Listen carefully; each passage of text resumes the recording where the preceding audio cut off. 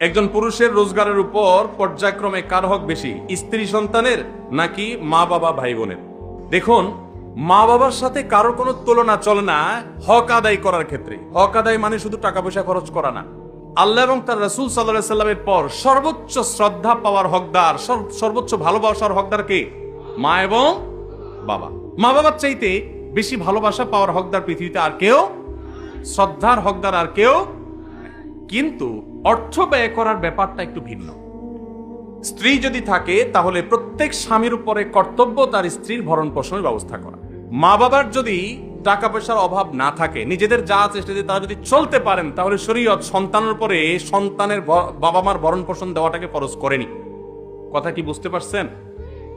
কিন্তু মা বাবার প্রতি শ্রদ্ধা দেখানো, তাদের জন্য অর্থকড়ি নফল হিসাবেও খরচ করা, এটা আমৃত্যু, এমনকি মৃত্যুর পরেও করতে হবে, আজীবন করতে হবে, মৃত্যুর পরেও করতে হবে। স্ত্রীর সাথে তো যতদিন বৈবাহিক সম্পর্ক থাকে ততদিন, বৈবাহিক সম্পর্ক না থাকলে তখন আর তার ভরণ পোষণ আবশ্যক হবে না। অতএব এটা দেখে কেউ আবার এটা মনে করেন না যে ইসলাম কি মা বাবার উপর স্ত্রীকে অগ্রাধিকার দিয়েছে কিনা, মোটেই না। কিন্তু খরচের যদি ব্যাপার হয়, স্ত্রী অন্যের ঘর থেকে এসছে আপনার ঘরে, অতএব তার সম্পূর্ণ দায় দায়িত্ব আপনার, আপনি তার ভরণ পোষণের ব্যবস্থা করে দিবেন। মা বাবা তাদের জন্য খরচ করবেন, যদি তাদের টান থাকে, যা আছে তাদের না হয়, তখন আপনার করে কর্তব্য হবে তাদের জন্য খরচ করা।